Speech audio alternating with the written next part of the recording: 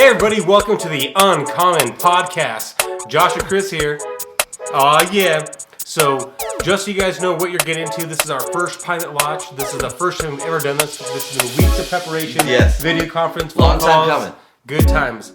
And what our mission is really guys who want to help others, okay? The objective, the result, our goal here is to educate and inspire. So, if you're an inspiration junkie like the both of us, and if you're looking for inspiration, then you found the right place. So what we want to do here is create and develop gentleman masculinity in the world. So we want to start with just sharing our message and teaching others how you can not only be a gentleman, but you can be masculine, you can be sensitive, and you can be tough. There can be a balance, and that a woman's purpose and a man's purpose is very, very real. And we're going to talk about topics that can both intrigue and provoke thought, and it's going to, really going to speak to your spirit. And so everything we're going to be doing here is going to be for you. You're going to be encouraged. You'll be entertained. You're going to feel loved. We want you to feel valued. Everything we're going to be doing is to put value into you, and we hope to interact with our audience and to learn and grow with the both of you. So, Chris, did you want to talk? What's our next step? Remind me. We're going to kind of just give a little background on who we are as That's men. Right. Right, so we can kind of build on our character. I was into co-pilot, guys. so we can kind of build on each other's character, right? Share our experiences with everybody and encourage them to embrace their own experiences. I love it. So I guess I'll start. Sounds good. I'm a 36-year-old, born and raised here in Pueblo, Colorado. I'm blessed with a beautiful fiance, 2 boys, a daughter, really beautiful dog. Awesome. House. I will say that my life in and of itself, it's never gone as planned. Right, but that's one of the things that you learn in faith is to really embrace God's plan. Right, kind of just roll with the punches a little bit. Take and pick the positives out of whatever experiences that you have throughout life. I work in media, video media. I work for a company called Effective. We are a Comcast company. Been in media for about almost 10 years, 8.5 years. Been with. That's incredible. Just had my 5-year anniversary. Congratulations. Thank you. With Effective is my company's name. And I worked for 3.5 years at KOAA, a local broadcast station. Some of you have heard of that if you're from the Colorado Springs, Pueblo area, Pueblo West, any area in Southern Colorado. So kind of a big deal, this guy right here. I don't know about that. Do a lot of service work, a lot of giving back to the community. And he's very humbled. Boys and Girls Club. I'm the treasurer for the Boys and Girls Clubs. That's incredible. Been there for a little over 7 years. Wow. Also the past board chair for the Latino Chamber.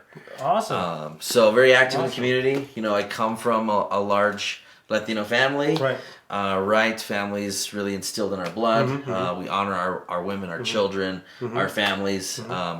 I was raised by a single mother. My dad was around and he was a presence in my life, but I experienced kind of that split family. So I want to talk a little bit more about that. So if any of you have had a similar situation, over 50% right now of individuals that are married, unfortunately, will not stay married. And so we're hoping that can change because that's a relationship thing. Okay, that's just a conversation thing that needs to take place. Right. But we've all been through that. So I haven't been through that. Chris has been through that. And so through this journey, as you're viewing and we're talking, hopefully that we can help you with something because Chris has an incredible story of healing. I think I learned a lot. That's kind of, when you and I come together, right? One of the things that we've talked about is all of us men have gone through multiple different types of experiences in our life, and there's a way to see through some of those rough times, right, and come out and still inspire people and still find the good and still feel like you're blessed, with gifts, right? And so I'm a founding member of the Gil Padilla Memorial Fund. As my late stepdad passed away way too early, and we started a memorial fund in his name. Have a glow golf tournament that we give back to the Boys and Girls Clubs. Wow. Over $20,000, I think, in the last 2 years that we've given to them. So, got very blessed in a lot of ways with those opportunities to give back. Cool. So, tell us about you.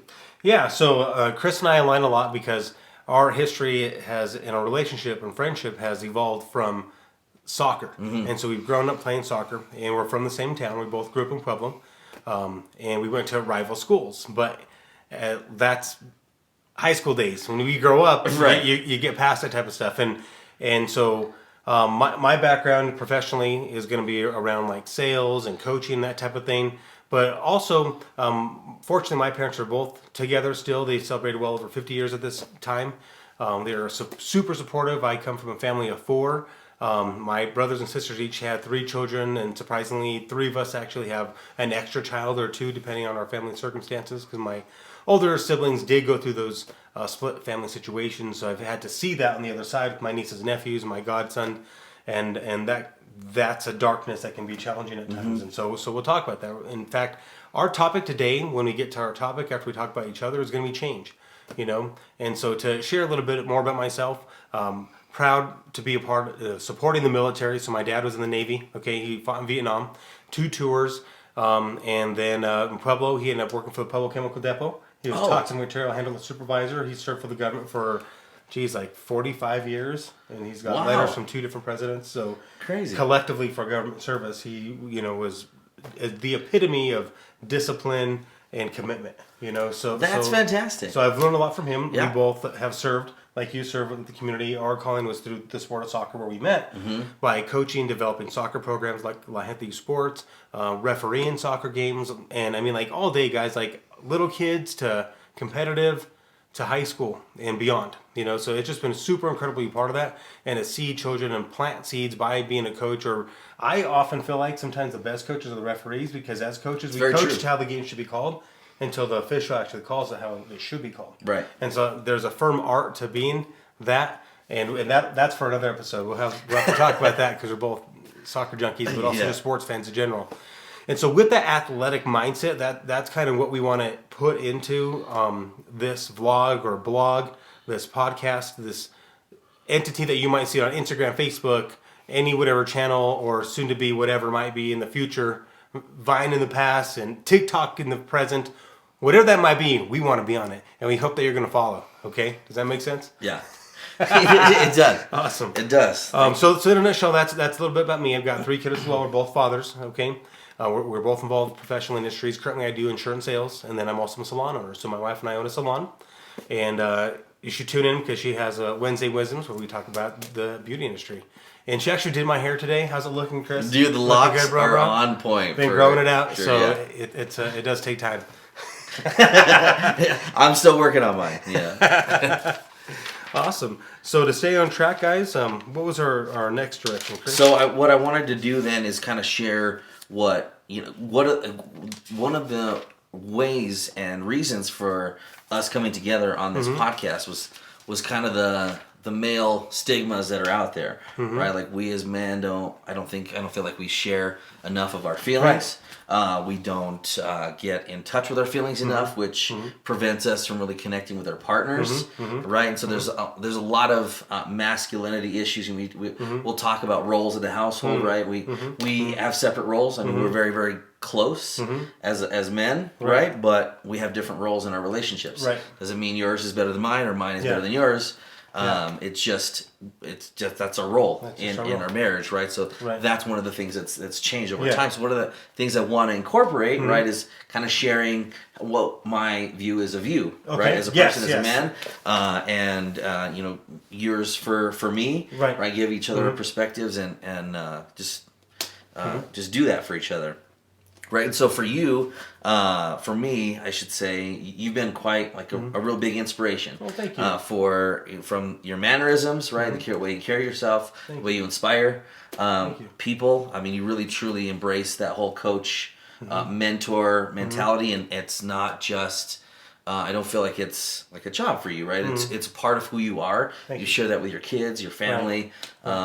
You're one of the things that strikes me that always tugs at my heartstrings for you is you're always praying, right? You're always praying for me, and I know you don't do that just for me, but that's something that you share that I think is really intimate. Men don't do that enough for each other.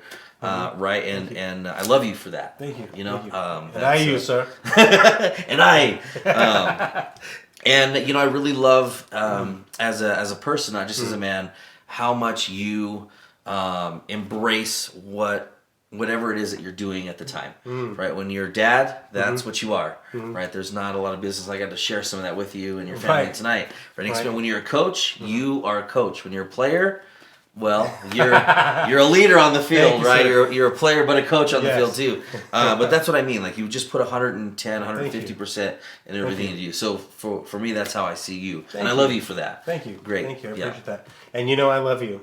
I do. Thank you. I do. Thank you. And your words speak to me. We talk about if anybody you have read the book Love Languages. We were just before this having dinner. We were talking about that, and we'll talk about different books to create knowledge and opportunities for each of you. But with that said, one of my love languages is words of affirmation. I think you said that was one of yours as well. It words is, of yeah. affirmation. Yeah. And so if you don't know what words of affirmation is, I mean, like when somebody says, "Hey, attaboy," or "Hey, great job," or "You're doing wonderful," those are the things that really make you motivated. They make you feel loved. When you feel loved, you feel valued, and you feel like you can accomplish anything. You can make that mountain move, you know? And so that's something that when you say everything you said to me, thank you. And that's why I think we met. This is a divine connection, so we can help others. So that way, through our relationship, people can see like, hey, you can be that. You can be honest and open with each other and with others. And it's not always easy. Like, Chris, you probably couldn't do this instantly. I know I couldn't do this instantly. No, right. This takes time to get to this point to where you're comfortable Absolutely. doing that. Yeah, I mean, and then share it with others. Right. And so one of the strongest points, right, that got us to this point is not just sharing with each other how we thought about this, but we talk to others. We got others' opinions, right? Sure. What we're excited about for you to tune into is we've got like a long list of guests, right? Different perspectives, different opinions, both men and women. Yeah. And those conversations we've had with those people, just very brief as they are, have been super inspiring to further carry this message. Kind of stir the fire. Like if you ever stir a fire, if you're a fire starter, you can start a fire, right? Right. Yeah. I know you could. Yeah. If you know how, because maybe not some of you listening may not know how, but if you even know how to maintain a fire, like a real fire, you're poking at it, and it needs to be provoked to sometimes grow. And so we're going to do that to your spirit through this time. And so I hope you're ready for it, because it's going to provoke our spirits, and we've been down that path, and that's why we want to help. Okay. And so to get back at you, sir, so a little bit about our story is professionally we met where I was the referee and Mr. Segura right here was the head coach of the soccer team, the high school team, right? And so we met professionally on different leadership levels. And then later on, as time went on, we knew each other through my assistant coach, because I told you guys earlier on how we attended rival high schools, okay? But through the love of the game, we became teammates. And through that time together, we developed a relationship. And through that relationship, developed a friendship. And as that evolved, I became a head coach of our rival high school. So he coached his alumni, I coached South High, I coached East High, right? And so I developed an alumni game, which has become a tradition. And we included South. And willingly, the serviceman that he is, he provides services with his voice and with music, because he has his own DJ business. And so Chris has always been to me a person who's a leader. He's always been to me a person that has a huge heart. He was coaching these girls and boys, and they weren't his kids. A lot of coaches we know are parent coaches type of thing. Right. And he and I have been on both ends of that. And it's beautiful on either end. It's almost harder to be, I think, a parent coach. But I mean, there's a certain side of your heart that allows for you to either get paid a little or not at all to coach kids and to really make a difference, because you know that it's a ripple effect. So the influence you can make, no matter how big or small, because you can make greater ones depending on how you can get in, what they let you in on. And you're always good at that. I always saw you as someone that the players respected, they listened to you, and that's what you do with the community too. Everything that you do, people, like I felt inspired when we were sitting by each other at the Latino Chamber of Commerce meeting, and they introduced you, and everybody was like looking at me because I was sitting by you. Oh, I didn't realize that. Yeah, it was like, oh wow, like Josh is sitting by Chris. It was incredible, but that's the type of person that you are. Like when you enter a room, it glows. Like you are someone that people want to have present, and if you're not there, it's like, why isn't he here? I wish Chris was here. Type of thing. And you just always bring that light. You always bring that positivity. You're always encouraging. And like just like you testified to me as far as, how when I'm in whatever role I'm in that 100%, and you're the same. Your business Chris, your coach Chris, your DJ Chris, and it's hard to wear those hats. And that's what we're going to talk about too. And I think that might be a good time maybe to relay that to change, because that's a style of change that we've had to juggle. I feel like life is such a juggle. You know what I mean? I'm sure you can agree to that. Yeah, absolutely. Yeah, and just kind of snowball on that, Josh. Oh, the snowball. With most of the snowball. We almost called this podcast the snowball effect. Yeah, actually. we did. Yeah, we did. Yeah, we did. It still fits, right? But it doesn't identify who we are. Correct. And what we're trying to do. Just a snowball on what you said. We're having to change multiple hats every day, right? So, like you said, business Chris, dad Chris, husband Board member Chris. Multiple board member Chris. Yeah. Coach Chris, and Josh, and all those things. Changing so many hats on a daily basis can be challenging, right? And so, emotionally draining. Do you right? change yourself? Do you not change yourself? And so that's something that we can definitely talk about and hit on. And then changes. You mentioned fear of change. I struggle with that on a daily basis. Is a fear of change. Example. My fiance will call me and the schedule changes. Right, it's not her fault that it changed. It's not even the kids' fault that it changed, but it changed, and she's calling just to keep me informed. And there's something in my brain that just makes me upset and it irritates me because do you feel like unsettled changed. Or do you feel angry? I think it's a control thing, right? I just feel like I just lost control of the situation. Sure. Right? I don't know what's going on, and you can't see around the corner, right? You don't know what's around the bend. But to that point, now that you said that, you can't see around the corner. You can't see past that if you don't let those feelings go. And so that's one of the things that I'm struggling with, right? Sure. My fiance's helping me work through, and she'll point it out to me really, really politely, right? Sure. You can handle that different, right? Or it's okay that things are changing. Everything's handled still, right? It's gonna be okay. Yes. But you feel like it's not gonna be okay. Not in the moment. Not in the moment. And you know what? Even if I anticipate that it's coming, it's still a struggle. For me, and it's just. I don't like change. Changing the wardrobe, changing my weight, those kinds of things. It just gives me anxiety. Yeah. So if any of you feel like that, go and comment. We could talk about that. We could respond about that. But we're going to talk about some ways that you can overcome that. And hearing you talk about that, because how I just mentioned regarding the you don't know what's around the bend, right? Yeah. John C. Maxwell talks about in a video that I listened to him. He talks about how kind of like faith, right? Because fear is not of God. Fear is not of God. Right. So with that, we're letting the enemy creep in when that happens. Okay, and so we have to have that faith, and sometimes we can't see. We have to walk by faith, not by sight. Right. So if you think about driving, so your lights only go so far, right? Yeah. They only go so far. We trust that as we go there at night that we can get there, but some people don't want to make that turn. Because, I mentioned, you can go around, but John C. Maxwell talks about that. If we just have the faith, there's so much more when you make that turn. Yeah. When you make that left turn, the right turn, whatever the situation might be. When you're going uphill or downhill, Right. We live in Colorado, so those of you turn in, mountainous areas, certain areas here are super dark. And so, you have to live by faith in those moments. And I just kind of see that when you were talking about that. It just came to me that relates. It simulates. I think that's the most visual situation that you can get as a person that has those moments of fear. But we are talking too how fear sometimes is right where you need to be. Yeah, I mean, to get to the other side. Right, exactly. Sometimes fear does give you that little extra push to go that far, right? I think you shared that podcast with me, and I listened to it, surrounded by my family. So it gave me really good perspective, real life perspective. My daughter's running around all over the place. My fiance's in the kitchen cooking and taking care of some house matters. My boys are watching TV, and I'm just kind of in the zone in that. So give me but really, you're still real present. real life perspective. My family's wrapped around me while I'm listening to this kind of deal. One of the things that struck me about that is, and it's not a dot that we connect as people, is change is inevitable.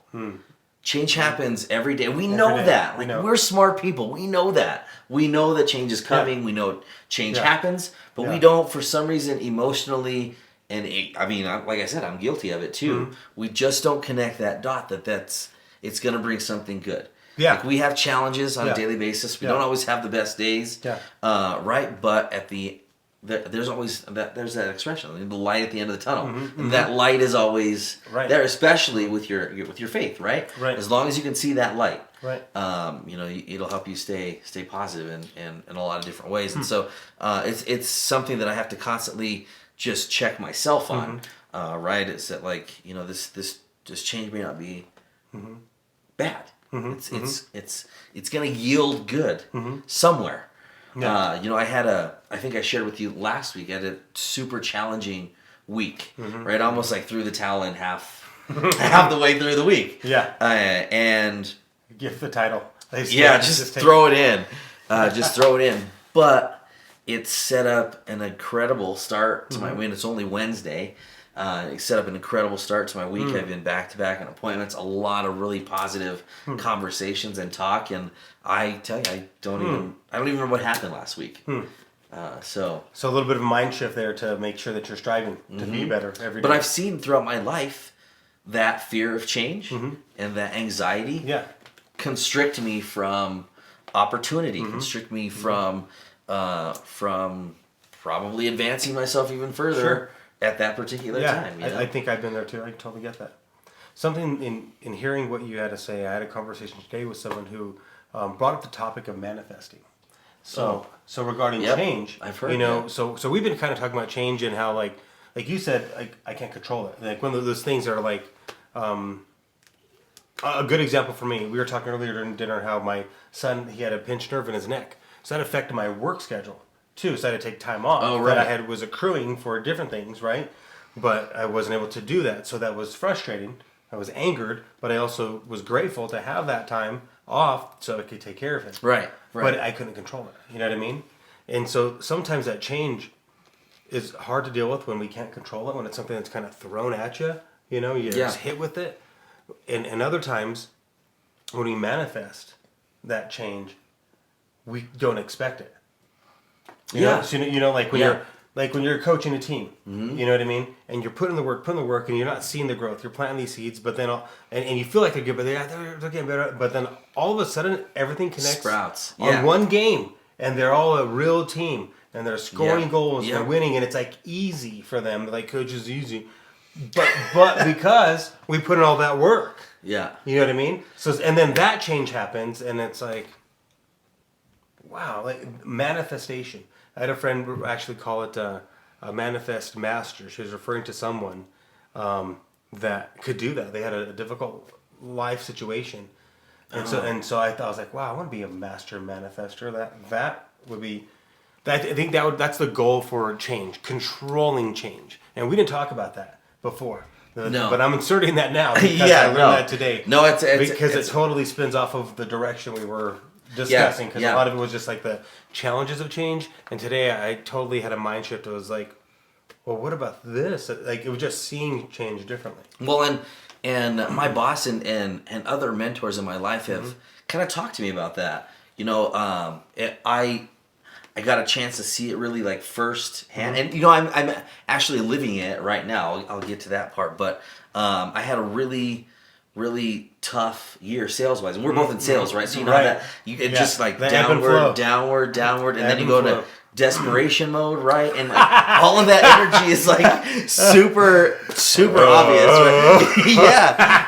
Exactly. Wolf of Wall Street getting jeez. And you get like super aggressive, and you don't know, right? You don't know what's going on, but too many lattes. No more espresso, sir. So I mean, I had goals I wasn't meeting, right? Those kinds of things, and my boss basically threw out my business plan. She was like, stop even looking at numbers.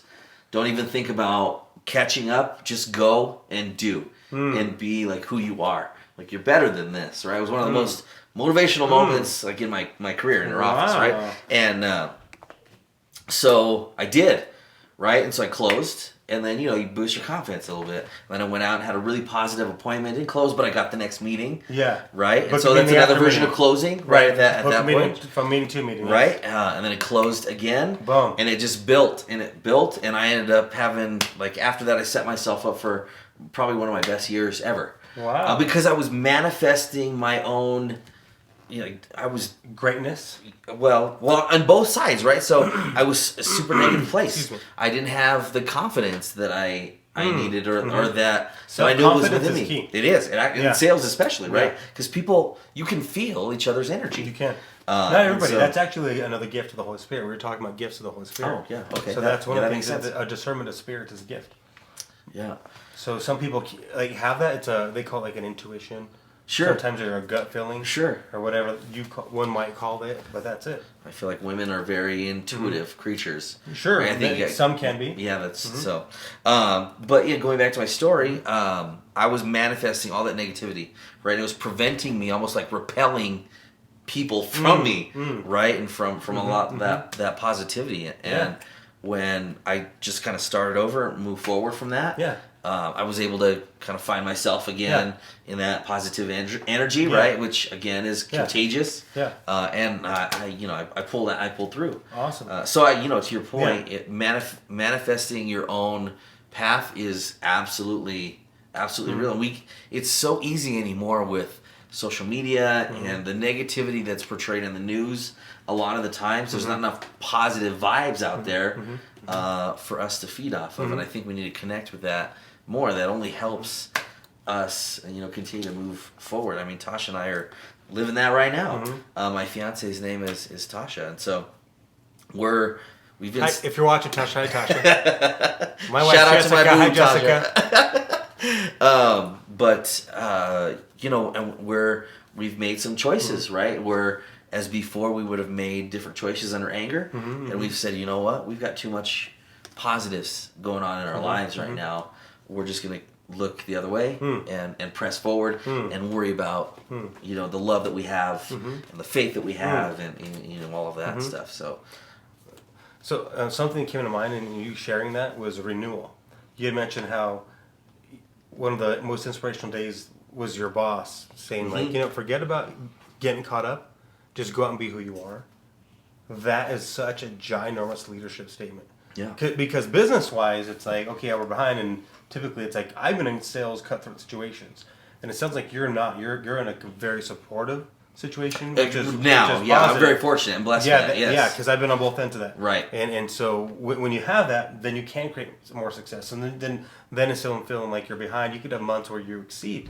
Right. And then so it's a balance because it is that what you can manifest in sales. That's a lot of what we do. And sales is no different than any kind of emotional spiral, right? Because you do have those super highs, right? And you have those super lows. You just have to learn to kind of deal with that. And again, as men, I don't think that we connect enough of those dots, right? Like we know that about each other. We know that as creatures. We know that that's who we are inside. We just don't vocalize it.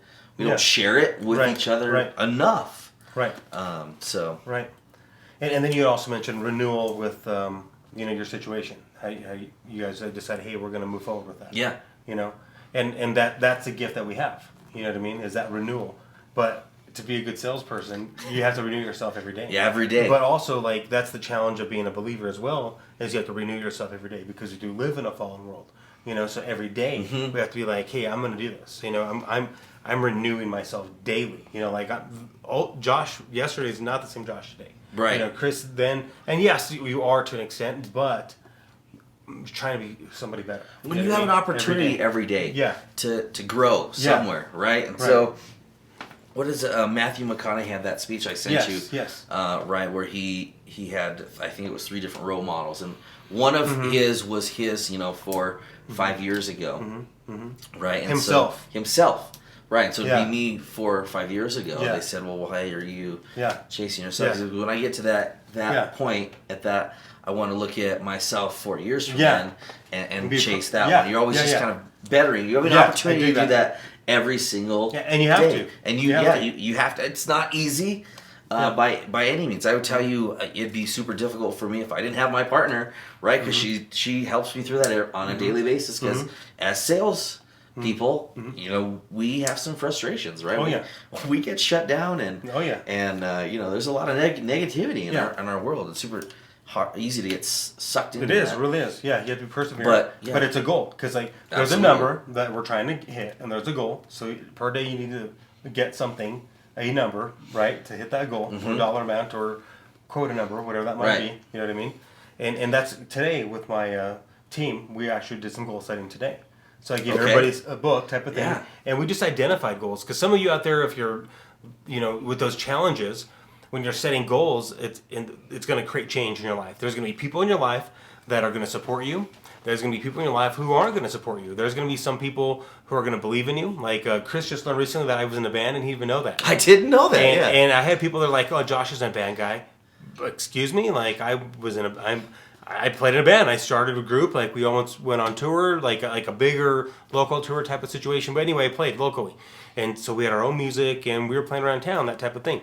But I'm just trying to encourage you guys to do what you want to do, type of thing, and that's something I wanted to do, and it led to me actually meeting my wife. I picked up the bartender I was sharing with you. You know what I mean? Yeah. When I was, you told me that playing story. in a band type of thing. But when we were talking about goal setting, we were talking about writing it down. So it's like, you see, we have these books because we've been game planning, okay, and so we're referencing notes. We're also kind of been talking about this so much that we know what we want to talk about. So when it comes to goal setting, we've got to write that down. And like what you're talking about, like, what we talked about. There's two types of goals. There's what we call a momentum goal. Ed Milet talks about a momentum goal, which is like 2 to 3 months, or you could do 30 days, 60 days, or 90 like a days. short-term goal. Yeah, a short-term. Sure. Something that's going to get you there, of what your stretch goal might be, which is a life-changing goal. Something that's like a 9, 10, 12-month goal. And what I also learned was it takes you about 3 months. George Carroll talked about this. I don't know who George Carroll is, but he talks about how your mind takes you 3 months to really shift that. So when I had a life-changing goal of moving, selling my home, and changing cities, it took us really 3 months. And it was crazy. Like right around that third month, I started like, oh, I haven't done anything for this goal I want to meet. And I started referencing it, and then I started setting stuff in my calendar to like an alarm clock, check myself, am I on track? You know what I mean? Just like as in sales, we're checking our numbers. We have a report we can view. Well, in our own lives, we don't have that report. So you have to recreate that report for yourself. You have to put it in your calendar. You've got to have an accountable partner. I've been trying to do this for a while, but I got a buddy that I'm running with. And now we're doing this together because I'm held accountable to Chris. Chris is held accountable to me. And so we've been able to work together. And that's what we want you guys to see, is that you can do it too. You need to build a tribe. You need to build a team. Okay? And so that's all I want to talk about, piggyback off of real quickly when it comes to change, as far as manifesting. You know what I mean? But that can be fearful too. Because I'll admit, like, I was nervous about going in and teaching it. You know what I mean? Sure, yeah. And then I had some interesting dialogues and just things that took place that just kind of, I felt like were distractions or trying to take away from the positivity I wanted to provide. You know what I mean? That's very common. Yeah. Yeah. So and that happens as a coach. That happens as a parent. That happens as a husband. Right. Yeah. Business person, blue collar, white collar. I mean, that's any collar. That's life. Right. Right. And that's and again, change. It's surprising, for me, for somebody that struggles with change, that it's difficult for me to train my brain to connect those dots.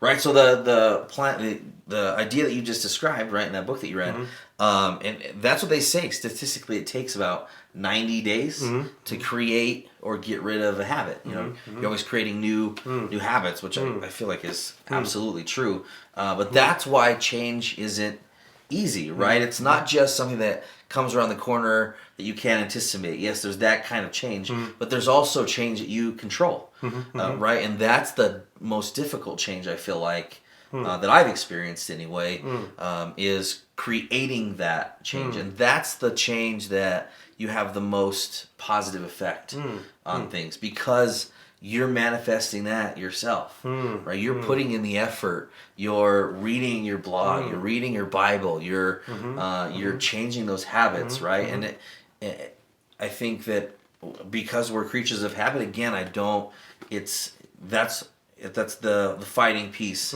within us, I think, because we're creatures of habit, right? Sure. We create that positive habit, and then how do we change from that? It's just like cruise control type of thing. Right. There's something you said, training your brain. And as coaches, like, we train our players, or to be physically fit, you have to train yourself. And training can be uncomfortable, right? Like, some trainings, like, you're basically working on what you're not good at. Right.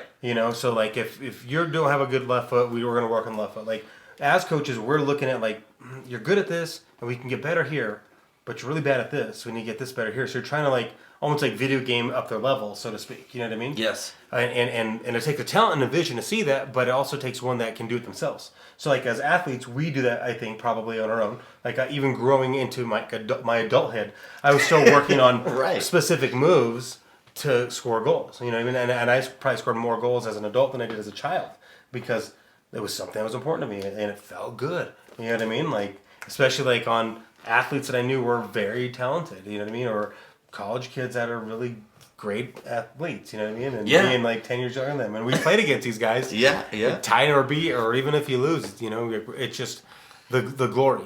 But it's a different type of change. Because in the game, and I don't know why it's so different, and I guess, like, when you know there's time and you're playing a sport, I feel like there's something about that like, trains you for life.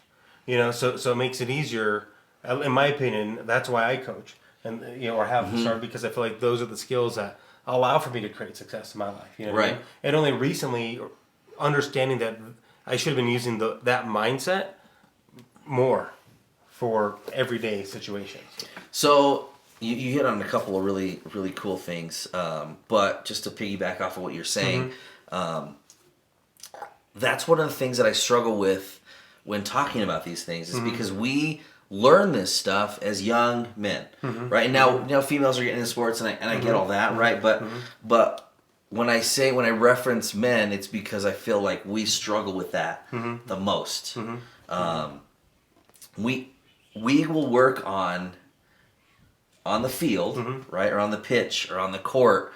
We'll work on and get better at the stuff that we suck at, right? But we can't do that at home.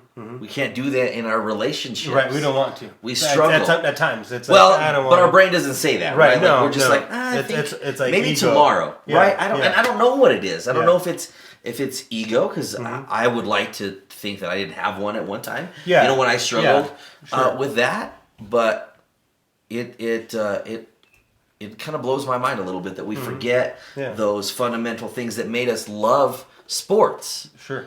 Right? Then we love to be a part of a team, and we love that camaraderie. We learn those relationship skills with other young boys, right? Like high fives and the ass slaps and the I love you, bro. That was an awesome goal. You know, that kind of stuff. Oh yeah. I don't know why we lose that. Right. I don't know why we lose some of those intimacy things that we learned then. Sure.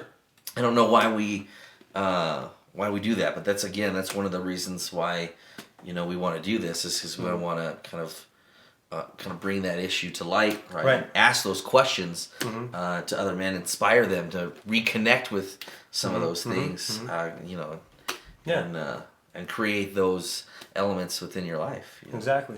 That's wonderful. So yeah. So again, this whole concept is about providing education and inspiration. So hopefully our conversations today have provoked some intrigue, like we talked about provoking a fire, and something that's going to allow for you to kind of reflect on. And we would encourage you to, write some stuff down, make some comments here down below if you want to talk a little bit more with us. We'd love to share more ideas. Again, this is our first one. This is our first pilot. We've never done this before, so we hope that you've enjoyed this. And our goal is just to get better and better as we go along. So again, I'm Josh. I'm Chris. This is Chris, and we are the UncomMEN Podcast.